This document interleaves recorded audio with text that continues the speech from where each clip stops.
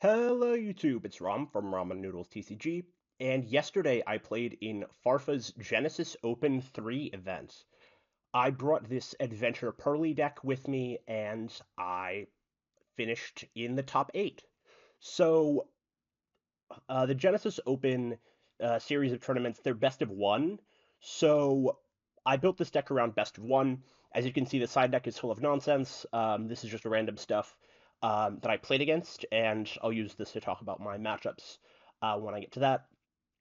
So let's get right into the list. So Adventure Purrely was suggested to me by a friend of mine, and I didn't think too much of it at the time.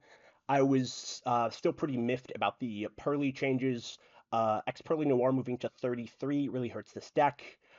We lost other points in other areas, but it was still quite a it's quite a big hit.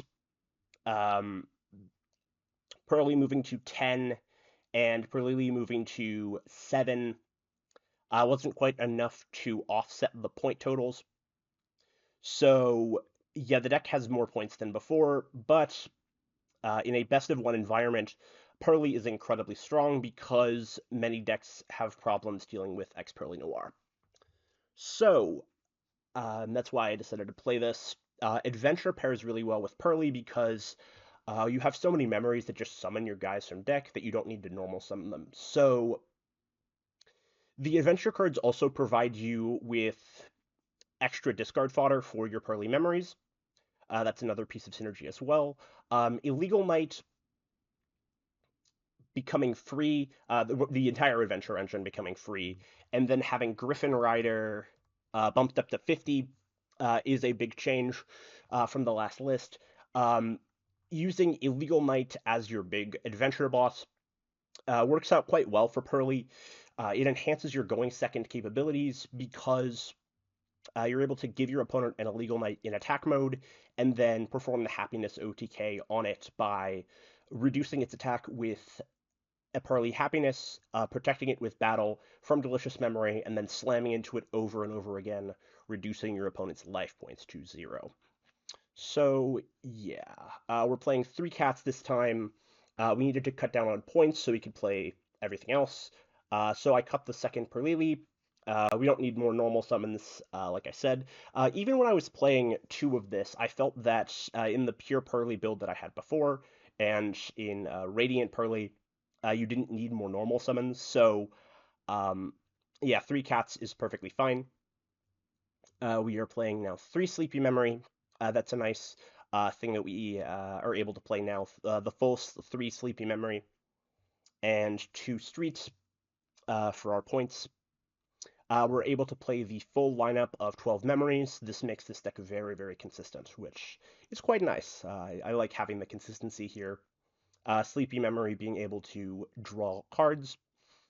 Delicious Memory being a big boost. Happiness allowing us to attack many times and protect our stuff is very, very nice. And obviously the pretty attach is quite strong as well, just the memory effects. We have Street for protection and floating. My friend for consistency and floating. We're playing 2 Yeep in this list, so it's nice to main deck 2 Yeep, not only because it's not that bad to see, but you need Yeep to shuffle back your Xyz monsters, especially your Purrely Noir. The fact that Yeep bounces your Noir back to the extra deck when it's done is actually kind of convenient because when you're out of materials on Noir and it just goes back to the extra deck, you can set the second one and then Yeep up into another one. That came up once in the tournament. Pretty good stuff. So for the adventure ratios, we're obviously playing 3 Enchantress because she's good to discard. She banishes herself from grave to search, which is pretty cool. You may question why I'm playing 2 copies of A Rite of Aramasir and 2 Fateful Adventure. So the reason here is that Fateful Adventure is not that bad to draw.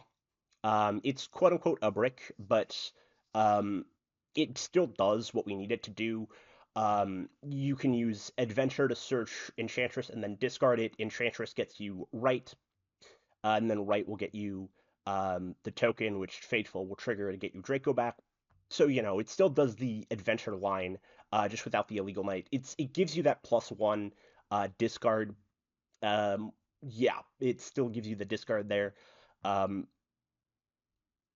and we have enough access to Rite of Aramisir via Water Enchantress that drawing Fateful Adventure, you want to have you don't want to draw multiple adventure pieces and then have to activate the Fateful Adventure from hand. Essentially, the reason I'm playing two is because you want to be able to set the second one from deck if you open it alongside Enchantress and Right or something. Being able to discard one and then set the other. It's like not a brick, but it's sort of a garnet, but like in a good way, if that makes sense. I hope that made sense. We have the Draco back to bounce stuff. Good card. The battle protection on the token came up sometimes. Yeah. We're main decking three Lava Golem. In the adventure build specifically, Lava Golem is insane. I mean, in regular Purrely, Lava Golem is also kind of insane. But being able to, we normal summon less anyway. Lava Golem, you can bounce it back to the hand and then summon it again. You can bounce it with a Legal Knight, looping Lava Golem, kind of crazy. We're playing three copies of the Ultimate Slayer because it is one of the best breakers in the format. It's free and it doesn't take your battle phase, which is pretty good. We're playing the Shaddoll package. So in the other list, I was playing Radiant Typhoon Vision. So Radiant Typhoon Vision was better in the other list because we were obviously playing the whole Radiant engine. Um, and in the adventure list, we're just naturally going to have more spells engraved, so you don't need the cycling that Radiant provides. And oftentimes you're going to be discarding valuable quick play spells, and you're going to have less of those moments where um, the spell cycling to go into plump just to have spells for plump to attach is just going to come up less. And the Shaddolls do provide you card advantage and chain blocking. I wasn't sure how many like Omni Negate boards I was going to have to play into or like Monster Negates, where I would have to like, chain link one Purrely, chain link two Shadow Beast kind of thing. But yeah, essentially Squamata gets you Hedgehog, Hedgehog dumps Beast, or Hedgehog search, or Squamata dump Hedgehog search Beast, discard Beast for the draw, that kind of thing. It's just free card advantage. You could play like Metal Foes Fusion or something, but this doesn't chain block you. So that's why I like Digitals. Yeah, so moving on to the extra deck, I am playing fairly standard Purrely lineup. I'm playing the one Noir, two Beauty, two Happiness. I'm playing two Plump. Um, I was a little bit overly cautious with this. Maybe I could have cut Plump down to one. I was afraid of Cool Tune because Cool Tune Clip rips cards out of the extra deck, and I didn't want to have stuff ripped out, so I decided to be a bit more generous with my ratios here, just for that safety net. But this did not come up. I missed having a rank 1 in here, actually.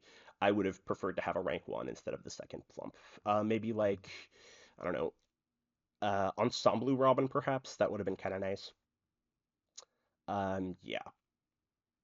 Obviously, the one Noir, it's 33 points, but it's the boss of the deck, and it's how you win games. You make Noir, and your opponent can't out it. Dragon Gate is a nice alternative to the Happiness OTK. This came up in one of my matchups, and it's just very, very good for OTKing through wide boards. We have 6 Ultimate Slayer targets. We have the one Garura. For fusion decks, we have Lunalight Perfume Dancer for Lunalight specifically. So Perfume Dancer is an interesting one. We're trying to out Liger Dancer, which is unaffected by card effects except Lunalight cards. So Perfume Dancer can reduce the attack of the Liger Dancer so you can punch over it. So that's why it's in here. The Ultimate Slayer won't out the Liger Dancer, but it does reduce the attack via Perfume Dancer. We're playing 2 copies of Malong for Synchro decks. Once again, I was afraid of Cool Tune, so I didn't want to have a Malong ripped out of the extra deck and then not have a target. So yeah, that's why I'm playing 2. 2 copies, 2 Xyz for Ultimate Slayer targets. We have the Aggregator to negate, the Valon to pop, and yeah, that was the list. It ended up getting me top 8. So let's talk about the matchups. There were 7 rounds of Swiss. I finished 5-2 in Swiss. Um, round 1 was against Radiant Typhoon. I think I went first. I remember not being too impressed with this guy's setup, and I think I just killed him. Um, I played against Necroz Generator in round 2. Avance is apparently full Generator combo going through Ib. It's a pretty interesting line there. I just kind of lava golem the guy, and that was just kind of a wrap there. I ended up losing to Super Quantum in round 3. I lost the die roll, or the RPS, and just died to Magnus because Magnus is a crazy card. Yeah, I played against Hands Chimera in round 4. I just kind of set up Noir and won because Noir is crazy. I played against Lyrilusk Mimighoul in round 5. This was a pretty back and forth match. My hand ended up not being super great, um, but my opponent couldn't crack the board, and I was able to close out the game via Dragon Gate OTK there. In round 6, I was up against Radiant Goblin Biker. My Goblin Biker opponent set up the most ridiculous board, and I just couldn't break it. Even though I had like Lava Golem, even though I had Lava Golem plus Adventure, this just wasn't enough to break the board. It was absurd. Um, Against Resonator Lab, I think I went first with a pretty subpar hand, but still ended up winning. No, my hand was crazy in this matchup actually. But my opponent's hand was also kind of crazy. He flipped my Noir face down, and it was pretty tough. But I ended up just grinding the guy out. Uh, yeah, I just grinded the guy out. It was pretty close though. In top 8, I played against Cool Tune, and against my better judgment, I decided to go second. I thought that I could just drop a Lava Golem on this deck, and that would be enough. It was not, in fact, enough. I ended up losing. So that was my deck profile. Hope you guys enjoyed. I'd appreciate a like, and consider subscribing to the channel for more Genesys content in 2026. Have a great day.